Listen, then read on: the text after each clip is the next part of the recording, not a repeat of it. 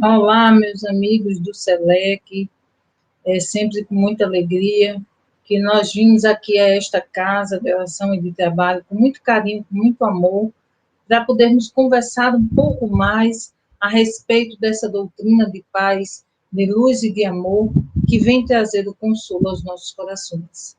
E hoje nós vamos conversar um pouquinho a respeito desta figura magnânima que é o nosso mestre amado Jesus. Entendermos a importância da presença deste ser, que é o nosso governador planetário, diante de todos nós. Porque quando foi perguntado aos espíritos, Kardec perguntou aos espíritos qual o modelo e guia para a humanidade, os espíritos responderam: vede Jesus.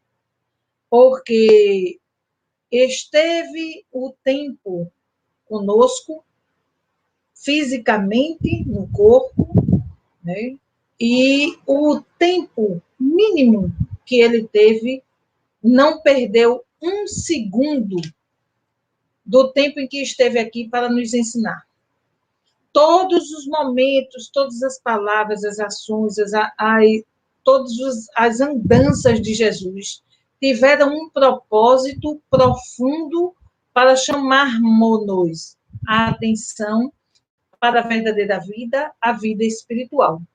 Tanto que quando foi apresentado ao mestre os 10 mandamentos, e que a unicidade divina, um dos princípios dessa doutrina maravilhosa, já trazida através de Moisés, também o mestre vem asseverar que não via 10 mandamentos, né? Mas que ali ele estava vendo apenas 2. O amar a Deus sobre todas as coisas e o próximo como a si mesmo. E que ali se encerravam todas as leis e os profetas. Então, o mestre, ele nos assevera também que ele não veio destruir a lei, mas dar cumprimento a ela, ou seja, ele esteve conosco para que, olhando aquela lei que os homens haviam esquecido de vivenciá-la, apenas diziam que proferiam aquelas leis, que vivenciavam aquela lei da boca para fora. Mas no seu dia a dia, no usual do seu costume de agir, não era assim. E Jesus vem para demonstrar como se deveria viver o evangelho e as leis naturais, as leis divinas que haviam sido trazidas para a humanidade como um norteamento de conduta ética e moralizada. E ele viveu o tempo que ele esteve aqui, sempre seguindo o norteamento das leis. Tanto que ele honrou a legislação e os propósitos, né, os princípios judaicos, que ele mesmo, né, seguiu, foi professar o mesmo trabalho que seu pai, que era carpinteiro. Né? Então, ele foi aprender com o seu pai a sua profissão. E Jesus estudou muito as leis que, conforme nos é informado pelos Espíritos, que a lei divina está em nossa consciência. E Jesus, como governador planetário, trazia em si nato esses conhecimentos a tão profundo que aos homens, já aos 10 anos de idade, quando se apresenta, ele já consegue deixar aqueles doutores da lei boquiabertos com o conhecimento profundo que aquela criança já trazia em si daquelas leis. Né? Então, Jesus ele tem para nós uma importância, porque ele trouxe todos os princípios que está trazido no Consolador prometido por ele para nós, ele exemplificou enquanto esteve conosco. Porque o que não foi o exemplo de Jesus da existência real da comunicação que pode ser realizada com os espíritos, senão a reunião de Jesus com Moisés e Elias no monte, em que os seus apóstolos, ele subiu para orar e pediu aos seus apóstolos para ficarem em orações embaixo. Mas os apóstolos estavam tão cansados que cederam e dormiram. E depois, alguns conseguiram ver a transfiguração de Elias e Moisés ao conversar com Jesus a ponto de se oferecerem a montar tendas para que eles pudessem se abrigar. Então, Jesus ali já demonstrava com naturalidade os fenômenos espirituais que a nossa doutrina nos explica com muita clareza como acontece. E ele vem exemplificar enquanto esteve conosco. Mas como ele sabia que aqueles homens não conseguiriam compreender a profundidade daquilo que havia acontecido, ele pede aos apóstolos que eles se abstenham de ir contar a quem quer que seja aquilo que havia acontecido, porque sabia que poderia trazer consequências muito difíceis, porque as pessoas não iriam compreender aquilo que tinha acontecido. Né? Então, ele traz para nós isso com muita naturalidade, e quando ele é sempre questionado por Pilatos ou pelos doutores a respeito do seu reino, tu não é rei, tu não é o rei, e ele verbaliza constantemente, meu reino não é deste mundo. Porque ele não tinha a intenção de assumir o reinado de Pilatos como ele temia ou imaginava, porque o mestre não tinha o propósito desse reinado da terra que é fútil e vulgar. Por isso que ele dizia que seu reino não era desse mundo, porque ele estava além disso tudo. Então, ele aí vem nos demonstrar que não só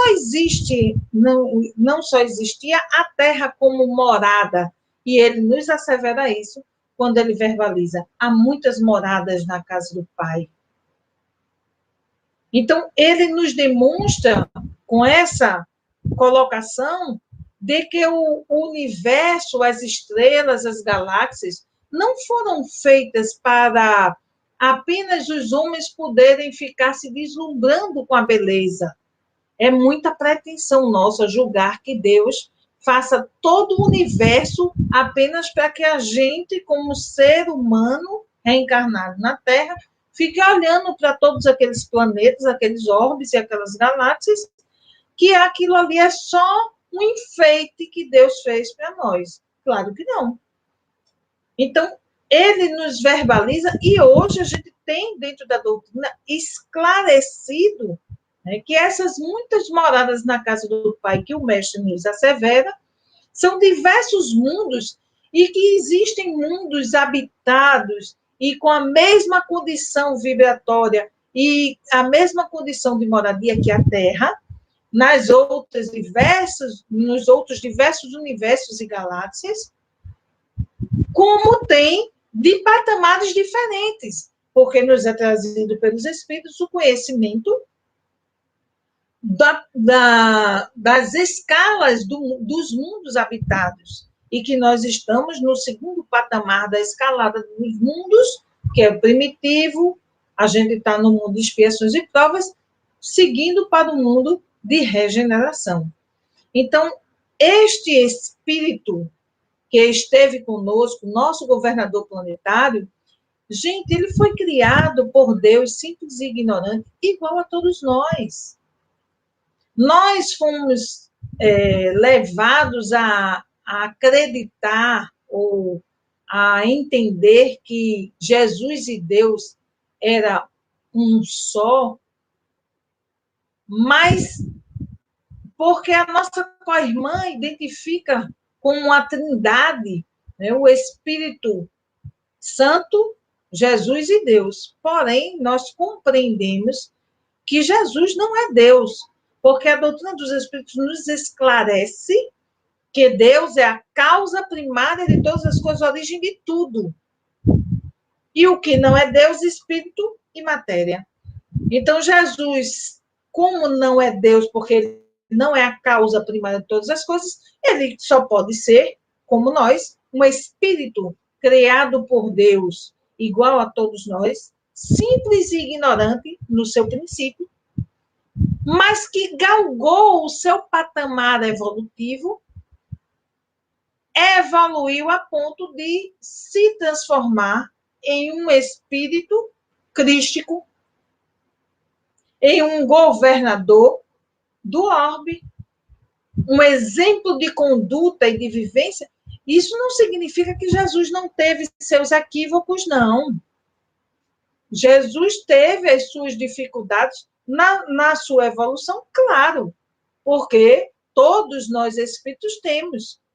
Veja, nós já temos o conhecimento de que tanto Bezerra de Menezes quanto Francisco de Assis receberam convite para se tornarem, para serem cristos planetários e governadores em outros planetas. Então, se eles conseguiram, por que nós não conseguiremos? Porque ainda falta em nós trabalhar as nossas virtudes morais. Então, o mestre vem nos convidar a trabalharmos essas virtudes morais, nos exemplificando, enquanto esteve conosco, tudo aquilo que essa doutrina nos traz. Quando ele fala a respeito da imortalidade da alma, quando ele mostra a imortalidade da alma, ele não fala apenas, ele exemplifica. Como? Quando ele aparece translúcido para Madalena, após 3 dias de ser visto por todos, lapidado e morto o corpo físico. E ele aparece reluzente para Madalena, demonstrando que o corpo pode perecer, mas o espírito ele é imortal, ele vive, ele sobrevive à carne, ele sobrevive à vida do corpo físico. E o que não é isso, senão o transcender do espírito? E aí, quando nós olhamos para este exemplo, nos dá um consolo, porque ele mesmo nos asseverou aos seus apóstolos, que ele iria preparar o reino de amor para nos receber, mas que ele não nos deixaria órfãos, que ele remeteria o Espírito de verdade, que nos revelaria as coisas do Pai, do qual, à época dele, nós ainda não estávamos em condições de compreender. Mas mesmo nós não estando em condições de compreender, ele exemplificou. E foi justamente por vivenciar e exemplificar tudo aquilo que a doutrina nos traz, e que ele foi verbalizando devagarinho e não sendo compreendido, que ele foi assassinado por nós, pelos homens, pela ignorância, pela prepotência, pela vaidade de todos nós. E aí ele, ao ser questionado por um doutor da lei, conhecedor de muitas leis, que foi Nicodemos, quando Nicodemos, em conversa com Jesus, pergunta a ele: como pode um homem já adulto poder retornar ao ventre de sua mãe e tornar-se pequenino novamente? E Jesus olha para ele e diz: como tu podes querer vir saber de mim sobre as coisas do Pai, se tu não consegues compreender as coisas naturais, as coisas da Terra? Porque a reencarnação é um fenômeno natural do planeta, da nossa condição evolutiva. E Jesus assevera isso a Nicodemos, porque o fenômeno da reencarnação era compreendido e era ensinado à época. Se falava sobre a reencarnação, se acreditava na reencarnação. A reencarnação foi tirada da Bíblia no concílio. Quando a nossa nobre irmã Catarina, ao não querer aceitar a possibilidade de poder reencarnar como escrava ou como pobre, ela exige do seu esposo que retirasse o nome da reencarnação da Bíblia. E no concílio, isso foi levado para ser retirado, porque ela não aceitava de jeito nenhum ter sido retirado o nome ou se permaneceu o nome reencarnação na Bíblia, porque como ela, uma mulher rica agora, né, nobre, poderia reencarnar. Ela não aceitava essa possibilidade, jamais. Como se tirando da Bíblia o nome reencarnação, ela fosse impedir que o fenômeno natural pudesse acontecer. E Jesus assevera para Nicodemos de uma forma tão tranquila, tão natural. Jesus não se desgastava com os problemas do corpo físico quando as pessoas o buscavam em busca da cura do corpo. O mestre não estava preocupado com a cura do corpo daqueles que o buscavam. Jesus não estava preocupado com o corpo, gente. Jesus estava preocupado com a alma daquelas criaturas que o buscavam, com o transcender do entendimento das coisas do espírito. Por isso que Humberto de Campos, ele nos traz uma narrativa de um momento em que Jesus, após ele ter, após Jesus ter pregado junto aos apóstolos, após ter ocorrido algumas curas naquele dia, eles estavam na casa de Pedro, e Humberto de Campos nos narra que por trás da casa de Pedro havia as águas, né? E Jesus havia ido se recolher, porque todos estavam em festa na casa de Pedro, mas o mestre estava ali conciso, em prece, em oração, e recosta-se em uma pedra próxima àquelas águas, e olhando ao horizonte, o mestre refletindo, e as lágrimas lhe caem com naturalidade.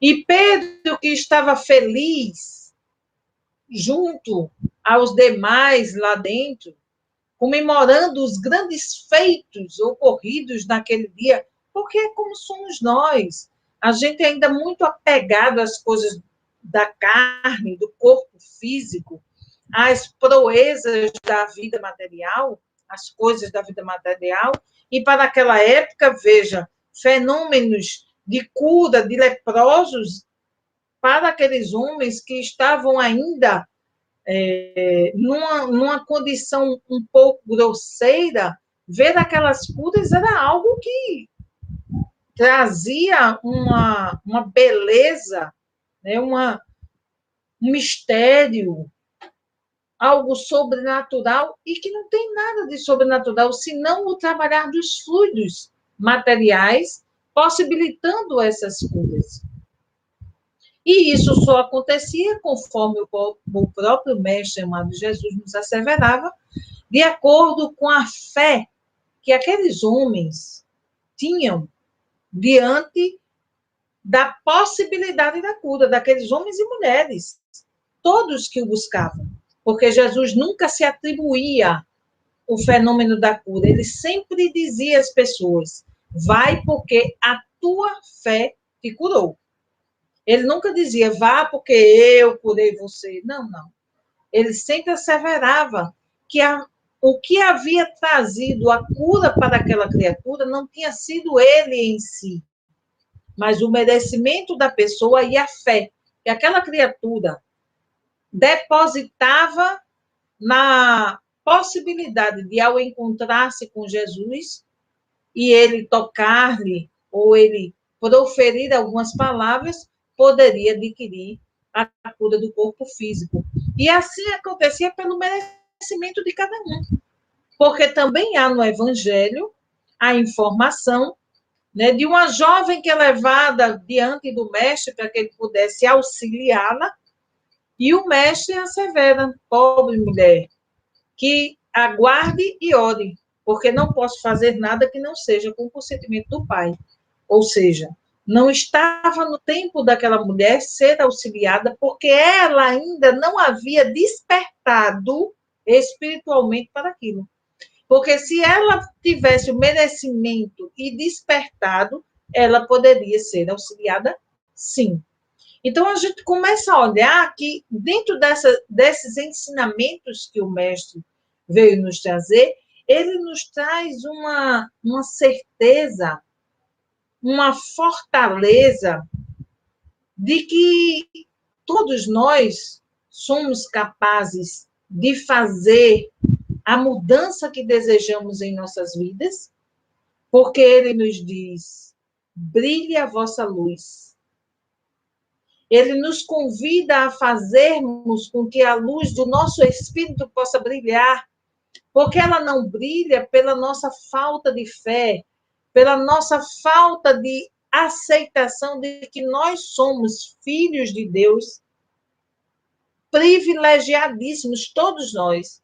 Fomos criados por Deus, simples e ignorantes, mas para chegarmos à perfeição. O amor de Deus por nós, ele é tão magnânimo que ele nos dá infinitas, milésimas possibilidades reencarnatórias para nós darmos certo. Ele confia em que nós vamos progredir, porque a lei é de progresso, e que nós chegaremos a sermos luzes e espíritos crísticos, e ele fica aguardando o amadurecer de cada um de nós. Assim como nós ficamos aguardando o amadurecer dos nossos filhos que foram confiados dele a nós. Os espíritos que ele confia a nós como filhos, para que nós possamos norteá-los na sua vida do corpo, mas que não são nossos.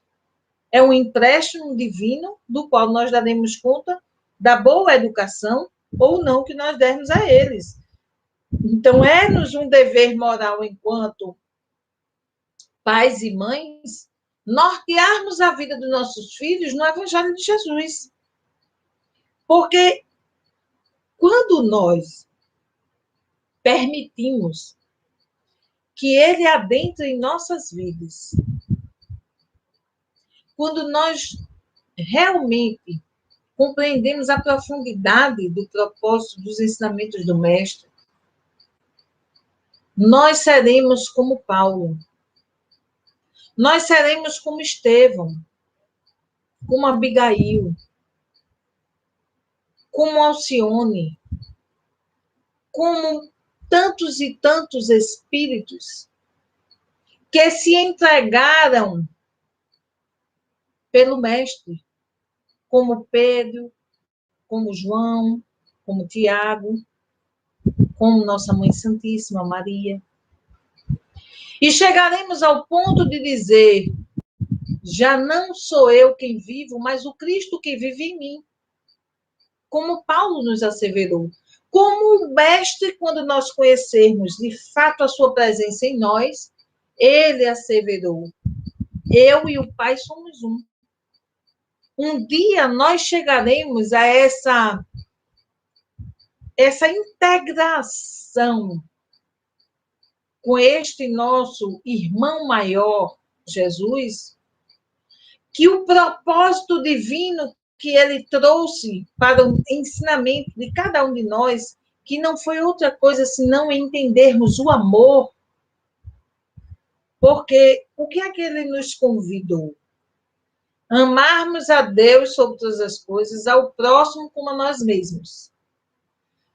Asseverou aos apóstolos que eles amassem uns aos outros, assim como ele nos amou.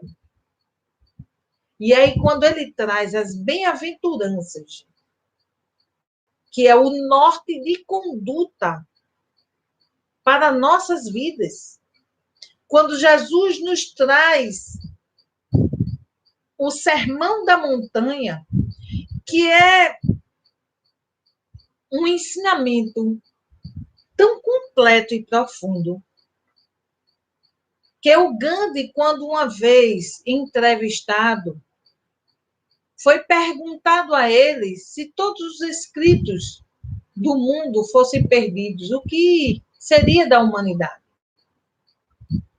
E Gandhi olhou para o repórter e disse: se todos os escritos bíblicos do mundo fossem perdidos, mas se restasse apenas o Sermão da Montanha, nada estaria perdido.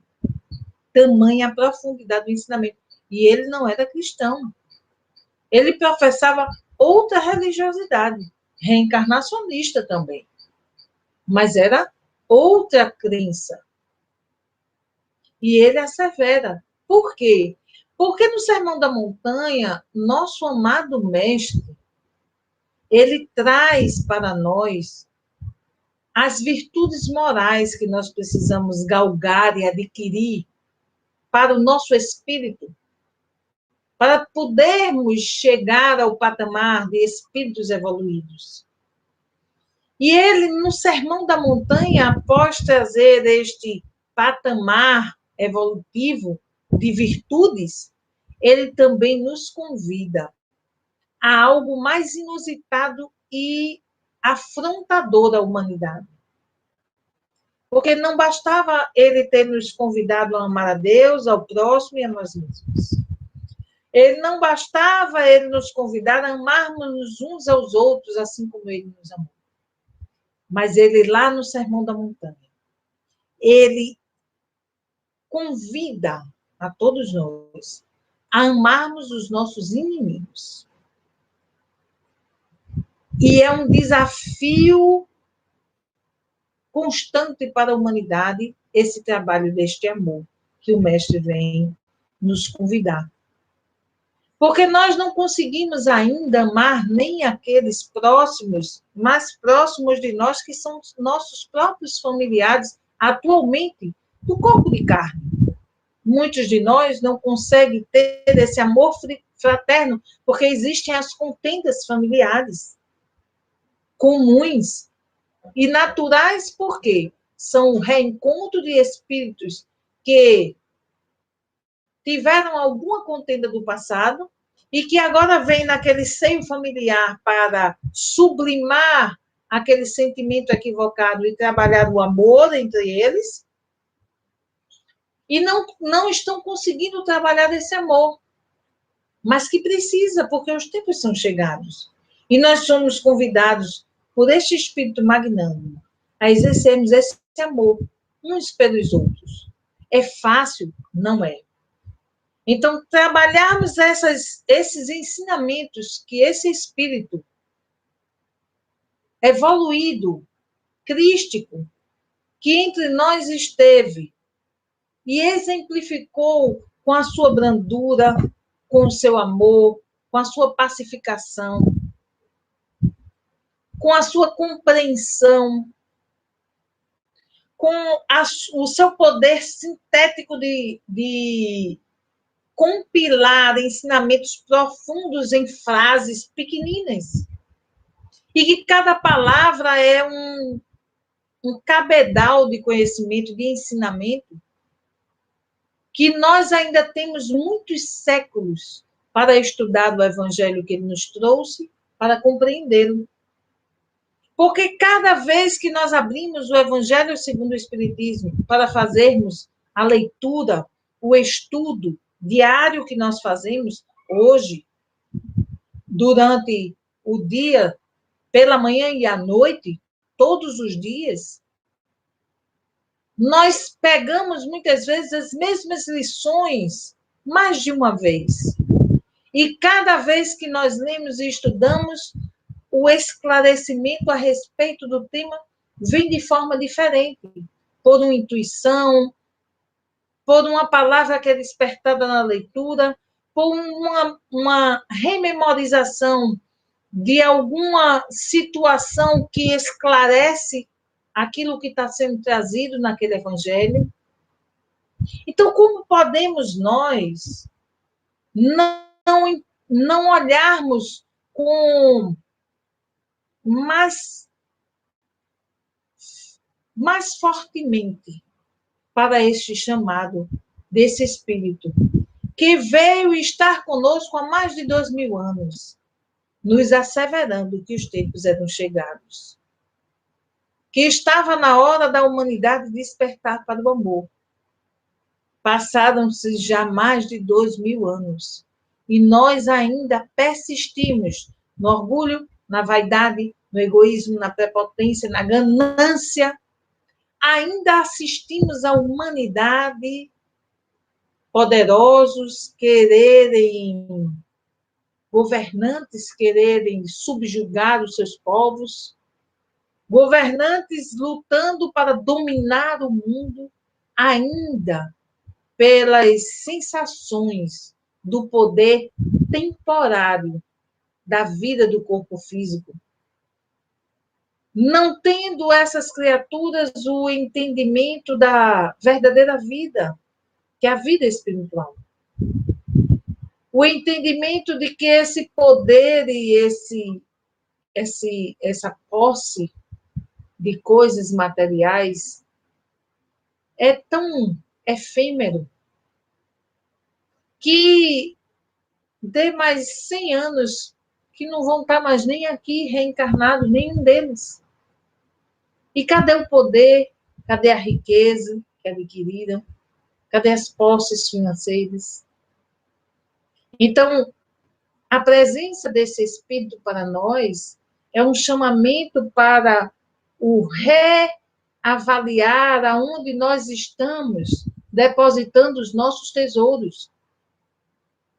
Porque ele nos asseverou: não amealheis para vós os tesouros da terra, que a traça consome e o ferrugem corrói, mas amealheis para vós os tesouros dos céus. Porque esses tesouros dos céus são os tesouros que ninguém poderá roubar de nenhum de nós. Todas as virtudes adquiridas pelo Espírito permanecerão em nós, impregnados em nosso perispírito, nosso campo perispiritual. E nós levaremos para onde nós formos. Sejam as nossas virtudes que adquirirmos, sejam as imperfeições e os nossos equívocos. Por isso, nós precisamos trabalhar cada vez mais para alijarmos de nossa alma as nossas imperfeições, os nossos equívocos, e trabalharmos cada vez mais as virtudes. Porque quanto mais nós fizermos isso, mais nós estaremos próximos dessa presença crística em nossas vidas. E aí eu faço recordar, porque eu acho tão interessante, as pessoas muitas vezes, eu não sei vocês, mas eu sou muito questionada por amigos, às vezes parentes, pessoas que me conheceram antes de eu ser espírita, quando eu ainda era católica, na juventude. E algumas dessas pessoas olham e questionam e não entendem por que eu agora sou espírita. E eu acho tão engraçado porque eu olho para essas pessoas, eu sorrio, e eu digo que eu não tenho como negar algo que salvou a minha vida, literalmente falando. Eu não tenho como negar uma doutrina que esclareceu todas as minhas dúvidas. E o esclarecimento veio através das mensagens do próprio Mestre chamado Jesus, mas que não eram interpretadas pelo Espírito. Como nessa doutrina nós temos a possibilidade de tirar o véu da ignorância de nós e pudermos alimentar dentro das nossas almas o conhecimento aprofundado do que o Mestre veio nos trazer. Então, quando muitas vezes eu me questionava por que eu precisava ter um intermediário para conversar com Deus, e o próprio Mestre nos assevera que nós não precisamos de intermediários para conversar com Deus. Que quando nós tivermos o desejo sincero e real de nos conectarmos com o Pai, que nós nos recolhamos no íntimo do nosso espírito e oremos com fervor, que Ele nos escutará. E nós escutaremos a Ele se nos deixarmos permitir. Então, não tem como você, depois que você se encontra com a verdade crística, você não consegue mais voltar atrás. Não tem como ignorar esses conhecimentos. Então, por isso que Paulo disse, já não sou eu mais que vivo, mas o Cristo que vive em mim. E que ninguém que se encontra com o Mestre jamais volta a ser a mesma pessoa. Não tem como. Se você encontrou-se com a verdade, ela nos liberta a tal ponto que não dá para ignorar o conhecimento que nos é trazido. Não tem como, gente. Porque é tão libertador, tão acalentador, que eu digo com toda honestidade que eu posso dizer a vocês, eu tenho convicção de que se eu não tivesse conhecido essa doutrina e adquirido o conhecimento que ela vem nos trazer, eu não estaria mais reencarnada. Eu tenho certeza, plena convicção de que se não fosse essa doutrina libertadora, eu não teria vencido tantas adversidades que existiram em minha vida da forma como eu venci. Porque só a fortaleza dos ensinamentos dessa doutrina que nos permite passar pelas dores da alma que nós passamos e nos mantermos em pé, firme, na certeza de que tudo passa, inclusive esse problema, essa situação que o mundo hoje está passando, porque os próprios Espíritos nos trouxeram esclarecimento a respeito desse tempo tumultuoso que nós estamos passando na Gênese. No capítulo 18, Sinais dos Tempos, os tempos são chegados, sinais dos tempos, os Espíritos nos trazem esclarecendo claramente tudo que iria acontecer. Então, aqueles que detêm essa fé inabalável que o Mestre nos convida a exercer em nós, que Kardec nos assevera que a fé inabalável é aquela que é capaz de encarar frente a frente a razão em qualquer época da humanidade. Por isso que o Mestre não se desgastava, não se abalava. Por isso que quando aquele homem, em presença de Pilatos, quando é questionado por Pilatos, e aquele soldado bate-lhe a face, e ele pende para trás, retorna, e olha nos olhos daquele soldado, e pergunta, por que me bateste? Responda. Ele, por que me bateste? Eu não agredi. O Mestre não agrediu ninguém. Então, qual era o propósito daquela violência? Então, Jesus nunca usou de violência para poder se mostrar com a moralidade que ele tinha.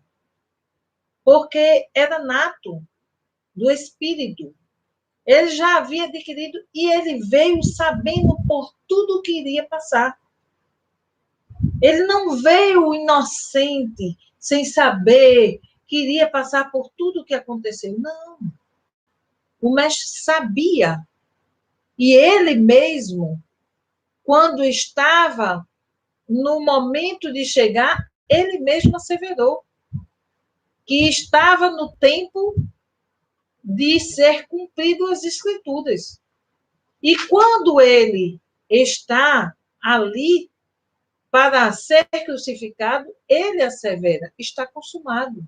Por quê? Porque estava escrito. Precisava acontecer tudo aquilo para que a humanidade despertasse e visse que ele, de fato, era o Cristo prometido. Prometido por Elias, Moisés, tão falado, aquele tão falado, e que os homens continuavam esperando chegar, como ainda há co-irmãs que asseveram que ele ainda voltará. Mas ele já ainda está entre nós. Ele nunca nos abandonou. E ele nos asseverou isso quando ele disse: quando duas ou mais pessoas estiverem reunidas em meu nome, lá eu estarei. Então, essa presença crística em nossas vidas, ela tem uma importância tamanha para nós, porque é o consolar vivo das nossas almas. Entender todo este amor que esse Espírito magnânimo desprende para cada um de nós, que em reuniões no orbe, próximo ao orbe, com outros cristos planetários preocupados com a situação da Terra, ele pede misericórdia para a humanidade. E pede que aguarde um pouco mais de tempo, que ele iria auxiliar a nós nessa mudança vibratória, nessa mudança de conduta.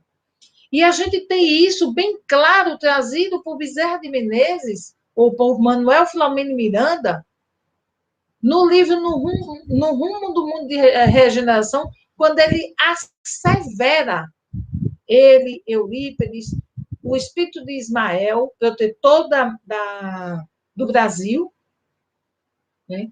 Quando eles asseveram que estava prescrito guerras inomináveis para acontecer na Terra, mas que o amor divino interferiu, o mestre amado interferiu, para que não precisasse ser desta forma. E a guerra é invisível. Para fazer o quê, gente? Para poder chamar a nossa atenção para a verdadeira vida. Então, estar passando por este momento de pandemia, permitindo que o Cristo adentre dentro dos nossos corações e nos dê a pacificação do entender que este tempo é tumultuoso, sim, mas que ele passará. Sairemos mais amadurecidos, mas precisamos ter fé. Precisamos estar convictos na certeza do que ele nos asseverou, para podermos permitir que esta presença possa estar em nossos corações mais viva e forte do que nunca. Não nos deixarmos abalar, tendo a convicção e a certeza que o Mestre Jesus está no leme deste barco chamado Terra, e que nenhuma das ovelhas que o Pai confiou estará perdida, nem eu, nem você, nem ninguém. Então, o Mestre é o nosso modelo e guia, que nós possamos olhar os seus passos e seguir, para que nós possamos adquirir as virtudes dos céus, para podermos galgar o nosso patamar evolutivo e nos encontrarmos junto a Ele, o mais breve possível. É chegado o nosso momento, foi nos pedido que a exortação não passasse de 40 a 45 minutos, estamos já no finalzinho e vamos convidar a todos para que a gente possa orar. Vamos orar? Divino e amado Mestre Jesus, nós te agradecemos, Senhor. Agradecemos por mais um momento de estarmos unidos e reunidos em teu nome, para entendermos um pouco mais sobre essa doutrina de paz, de luz e de amor, que vem trazer o consolo aos nossos corações, E para podermos alimentar dentro de nossos corações o entendimento da importância de tua presença em nossas vidas. Que nós possamos, Mestre, permitir que tu adentres a nossa casa, a nossa vida, os nossos corações, nossos pensamentos e nossas condutas, para podermos seguir firme e forte, avante, com nossas mentes desanuviadas, na certeza do porvir melhor para todos nós. Muita paz, que Deus nos abençoe hoje, agora e sempre.